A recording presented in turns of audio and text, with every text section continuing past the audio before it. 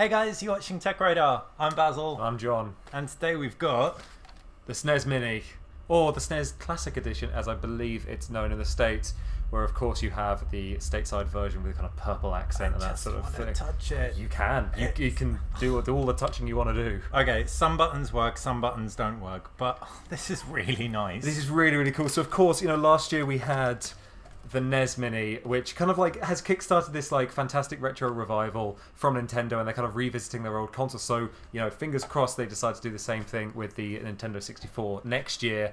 Nothing confirmed just yet, but that would be absolutely incredible as well. So this is the SNES Mini. It comes with 20 games pre-installed. It comes with 2 controllers in the box, which is really, really nice. The NES Mini came with just one. But the SNES, of course, you have some fantastic multiplayer games in there. Of course, the one everyone remembers is Super Mario Kart, but there are a few others in there, of course.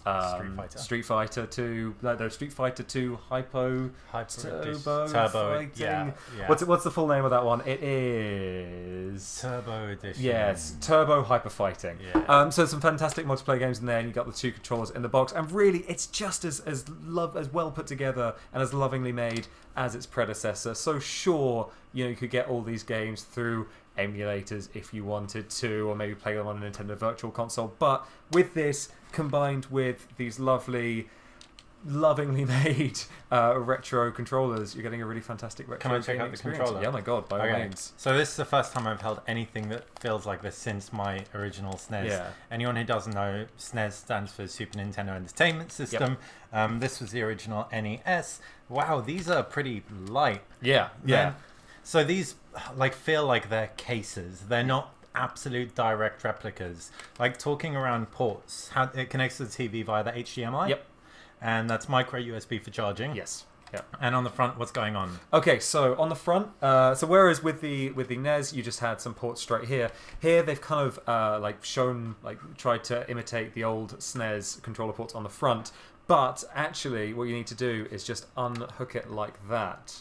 I don't know if you're seeing that, and then you've got the ports inside, and then once you've got that, then you take your controller cable and you plug that in like so. Does that mean you can use these controllers for the SNES Mini? Well, I haven't been able to try that out yet, but these controller ports, you'll probably be familiar with them if you ever use the Wii console. That's the same port as what the nunchuck used to plug into the Wiimote. So when I was trying out the NES Mini last year, you could actually plug the NES Mini controller into the Wiimote and then use it to play NES games that you downloaded on the Wii's Virtual Console.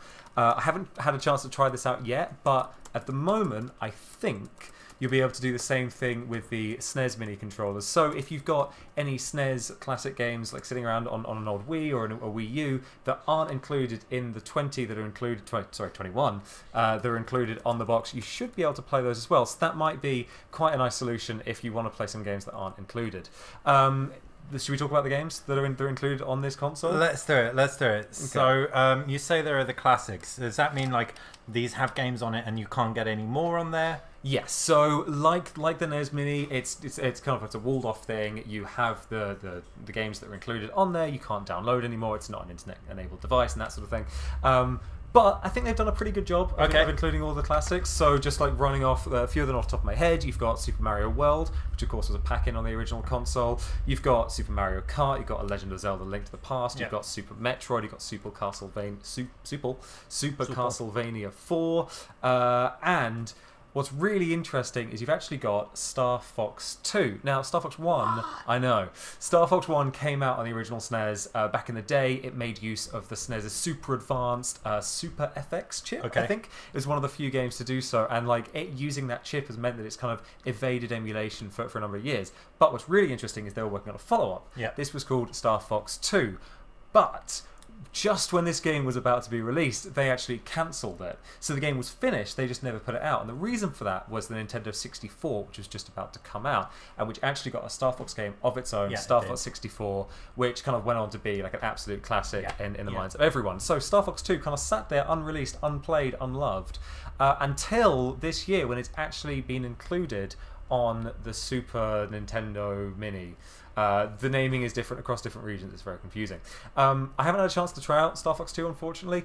It does a really interesting thing where when you jump into the menus, if you try and play it, you actually have to play a little bit of Star Fox 1 first before it unlocks Star Fox 2. We can't talk too much about the Star Fox 2 at the moment as well because we're still in the preview period. The review embargo isn't up until the retro console is released at the end of September, I believe. Oh, that's super exciting. It's really, really cool. It's absolutely like, it's fantastic that Nintendo were kind of willing to put this thing out there, and I've no idea like how finished it was. Like, was it the case this thing was absolutely 100% finished and they just needed to flick a switch and make it available, or have they gone in and done some retro coding and actually like polish this thing up to put it in release date? It would be super interesting to know what the breakdown was between game development and marketing costs, because if they're pretty like for like, especially it was a lot cheaper to make games back then than it is now, then you can kind of see the logic, especially as Star Fox for the 64 was so incredible. Okay, so in terms of buttons on this thing, I was like trying to like push the eject button. It doesn't take cartridges. No, unfortunately not. This is a fixed system. Do you know what's powering this up? Oh god, no. Like Nintendo hasn't really talked about like what's going on internally. It's as you say, very light, so it's likely to be a very small chip and that sort of thing. On the top, you've got this power switch here, which is just a switch that flips up and down, and then you've got the reset button here, and you're going to be using that a lot because that's your only way of jumping out of each individual game. Okay, right? Amazing. And this was the same with the NES Mini here, where it had the reset button on the front. It got a little bit annoying, having to get up and like walk over to the console. But I was thinking about this the other day. So I obviously used to own consoles, and then days before the like the PS3 and PS4, where you could kind of like hop from game to game from the wireless controller, you did used to have to get up and walk over and kind of play with the disc and stuff. So thinking about it, I was sitting there going, it's kind of annoying having to like walk over to the console and press a button and stuff. But then I was thinking, it's kind of what you used to have to do anyway. In fairness, you're not going to be that far away from your console, are you? So to be clear, this is far better than the NES was. So I don't know if this really plays on camera. Okay, so if you can see on camera, it's basically almost double the length of the NES controller, which John has jumped in the comment section and asked how long is it. It's way longer than this. Yes. Yeah, I think I measured it last night. It's about 69 inches, I think. So it's longer. But you're still going to have to sit pretty close to your TV. I mean, in fact, last year, I'm not very good at Twitter, but I had one tweet that was quite successful last year where I just posted a picture of how close I had to sit to my TV in order to play the NES Mini, and that got retweeted thousands of times. A lot of people gave me a little bit of stick on Twitter, saying that the original NES controller, like the its cable was that short as well. It wasn't. It was about 3 times the length. So it's really nice that Nintendo kind of turned around and gone like, okay, we'll make that controller a little bit longer. Still not quite long enough for you to happily sit on your sofa. But we're used to I think not just us. Everyone's used to wireless controllers now. So with that, you have unlimited distance. So exactly. I mean, and people started kind of making like extension cords. So because it's the same type of cable, those extension cords that were made for the NES Mini should still work with this one. Amazing. People were also making wireless controllers. I haven't seen any wireless controllers for the SNES Mini appear just yet, but surely if this thing is a success, then people are going to be producing those sorts of things as well. Okay, so how much is this going to cost people? This is going to cost, I think it's £70 in the UK, $80 in the US, and I'm not sure on Australian pricing. So, okay, so 70, okay, so that's like pretty much like for like in pounds and dollars. Yes. Which is standard electronic stuff. Seems to be. And when can people get it? It is released on September 29th, I want to say. You've been doing that homework. I know, I have. But of course, the big problem with this and the big story about it, it's not so much the price, because I feel like the price is fairly reasonable for what you're getting. But it's just been stock availability. Now, when it came to the NES Mini was out of stock basically as soon as it was available for pre-order. Nintendo did not anticipate the amount of demand that this thing would create.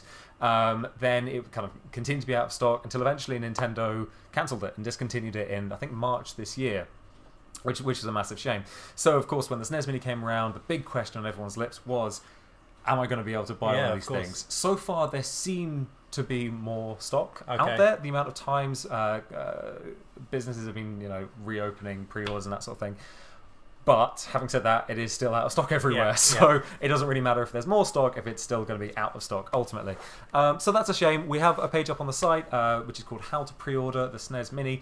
On there, like whenever we see stock become available anywhere, we will chuck a link in there and give it an update. At the moment, we took a little look through just before going live. Unfortunately, it looks like it's out of stock everywhere, but that's the best place to go if you want to try and find a console for yourself. I mean, these kind of stock shortages, I was speaking to someone at E3, and I think they put it in like the most succinct and amazing way when they just said, Nintendo makes the difficult look easy and the easy look incredibly difficult. You know, they're completely capable of like reinventing their core characters and staying relevant for like 30 odd years, but when it comes time to supplying enough consoles to meet demand, for sure. I mean, look, the Switch, that's been perpetually out of stock, or it was until recently.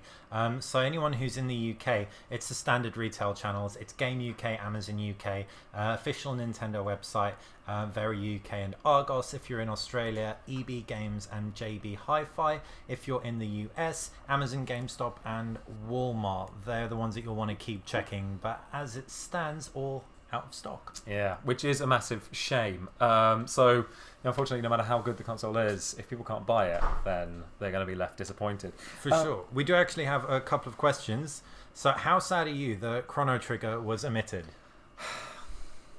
I'm pretty sad. Like, well, I think when it comes to like the SNES Classic JRPGs, the two that are consistently brought up are Final Fantasy VI and Chrono Trigger. Final Fantasy VI is Zelda.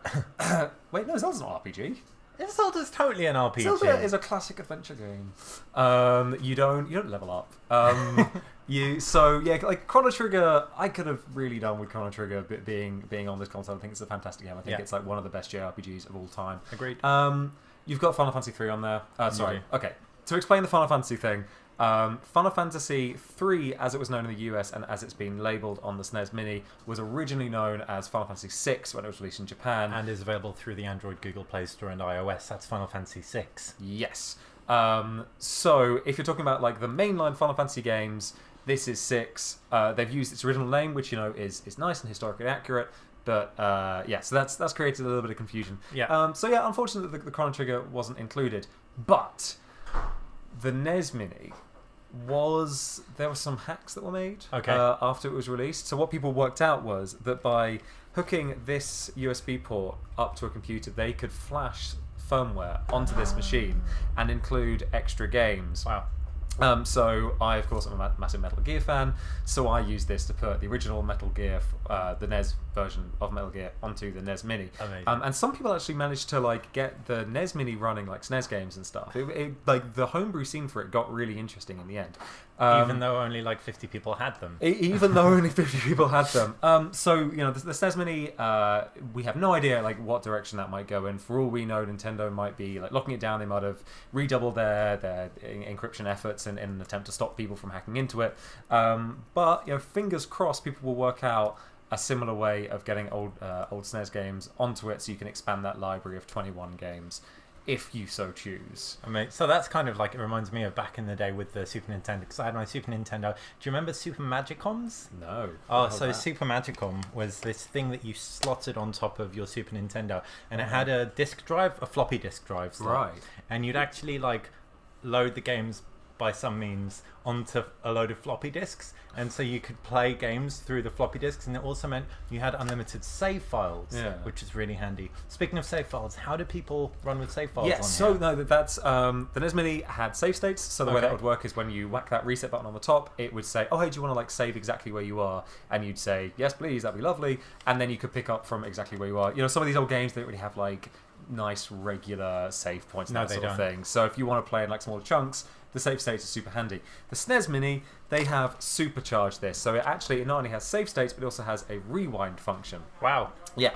The way that works, you save your state, and then you can either just like resume where you were, or you can rewind. And what happens then is it puts you 45 seconds back from where you were before, allowing you essentially, if you say die at the end of a level, you could maybe rewind a little bit and you know, not die, ideally. Not die.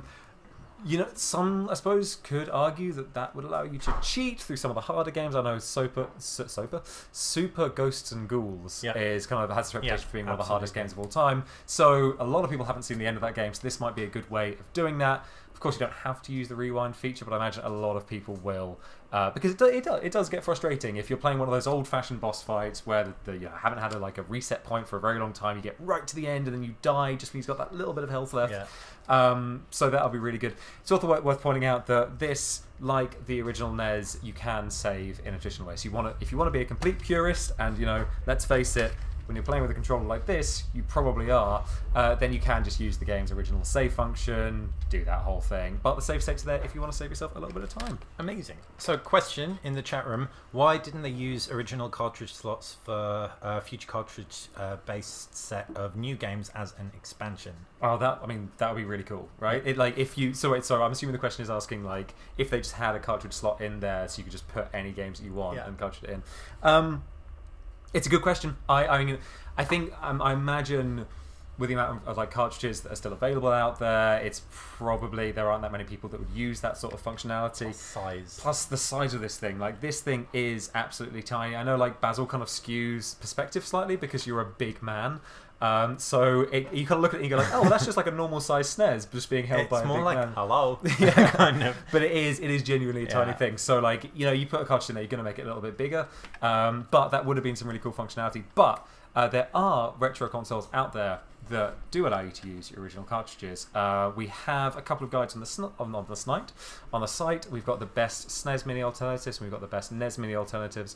And there are a few in there that do have cartridge slots. You can play your original games, which of course nicely avoids the whole kind of piracy problem of having to download ROMs and that sort of thing. So if you've got your cartridges lying around, check out those retro consoles. The guides are on Tech Radar. Amazing.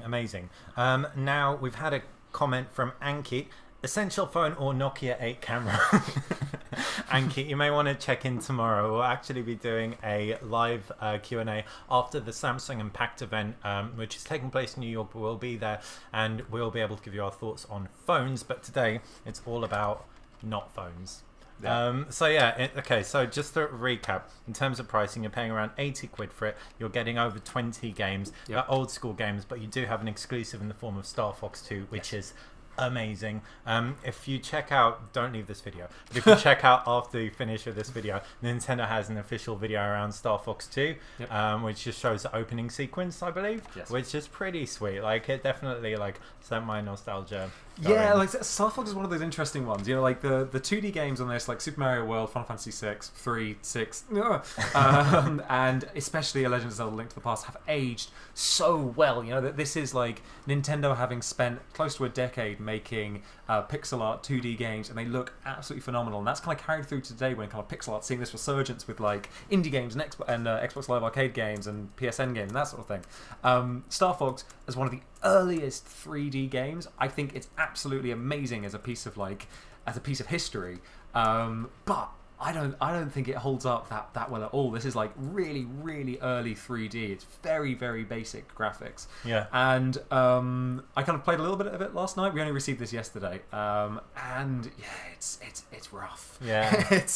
I can see why it's important, and I see why it was a good game for the time, but I don't think it holds up in quite the same way as Link to the Past. We always romanticize pixels and stuff like that, but you're absolutely right. 2D stuff just does hold up much better, which is what's interesting about Mario Kart, because I remember first playing Mario Kart and I was like, this is 3D. It's no, it's not. But it's amazing. Yeah, it's like what people say about Doom. So it's Doom, obviously one of the first person shooters, and people were like, yeah, I saw the graphics and I just assumed it was a 2D shooting gallery or something. Just playing it, moving around that 3D world for the first time, absolutely blows your mind. For sure.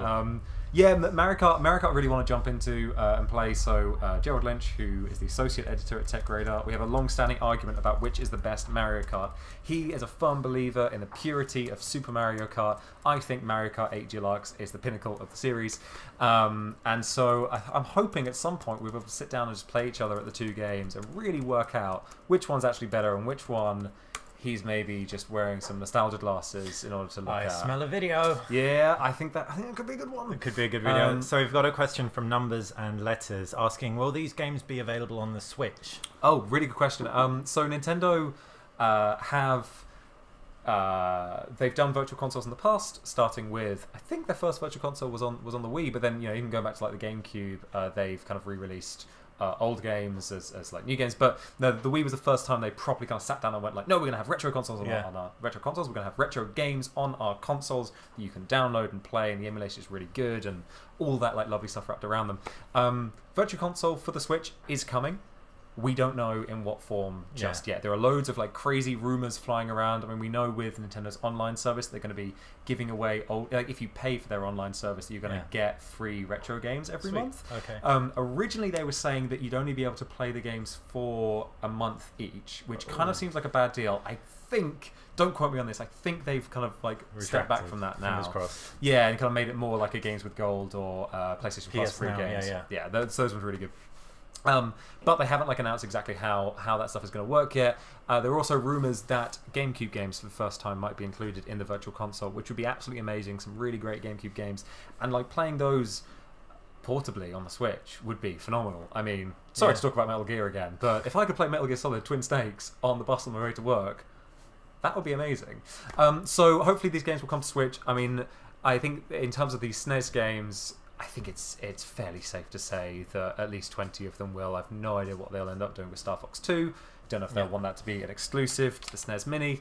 But we'll have to see. Yeah, well, it'll be interesting to see how hard Nintendo pushes this as well, given the stock run, given how they've kind of managed this one. But fingers crossed they'll push it and make enough of them go around, and next year release a follow-up. Yeah, so here's my pet theory. Put on your tinfoil hats. If you will. So they did the NES Mini last year. They've done the SNES Mini this year. Next year, maybe N64 Mini. The year after that, GameCube Mini. The year after that, Wii Mini. The year after that, the Wii U Mini. And then do the Nintendo Switch Mini and have that be the first revision of the Nintendo Switch, tied into kind of like tie the two like streams of consoles together. Okay. Yeah. Got it. Yeah. Optimistic. Very optimistic. Exciting. I think would require a level of coordination that Nintendo has shown itself unable or indeed unwilling. You saw it here first, guys. But I'm just saying, you know, like they would lead into each other. I think at that point we'd be, well, I suppose at that point we'd be like 4 or 5 years after the Switch's original release, which may be a little bit too late for a slim version of the Switch. But hey, I mean, I'll be honest. I like the GameCube, but I except for Wind Waker, I'd pretty much be okay if they bypass the GameCube. I don't. You're so wrong. Okay, like as much as I love Mario Kart 8 Deluxe, I think Mario Kart Double Dash is great. Okay, amazing game. I think like the Super Mario Sunshine, I can take or leave. Yeah, like same, it's not the best Super Mario. Did have Soul Calibur, or Soul Calibur 2 or something that was on there. Super Monkey Ball. Super Monkey Ball as well. Monkey Ball with Tom, a video producer. I'm forgetting one. There is a GameCube game that of course, Resident Evil 4 first came out on the GameCube. Beautiful Joe. I mean, all of these games, like a lot of them have seen kind of re-releases on other consoles already. So the GameCube kind of left behind. But I mean, also there's like a lot of love for Super Smash Bros. Melee. Which is pretty good as well. Which is pretty good. Okay, fair enough. I stand corrected. GameCube Mini, hopefully see you in a couple of years. Also, interestingly, the Wii Mini does already exist. And no one bought it because it was terrible and it had no online connectivity at all. After the original Wii did. So that. Yeah, well, that's the Wii generally. Bad memory for me. But you're loving your Switch, so Nintendo is in a renaissance of sorts, and hopefully this is definitely, if nothing else, just absolutely boosting kind of fan love for the brand. If you've got any questions that we didn't get to, please fire them into the comments section below this video once it goes live, and subscribe to the channel, like it. Thank you, John, for your time and expertise.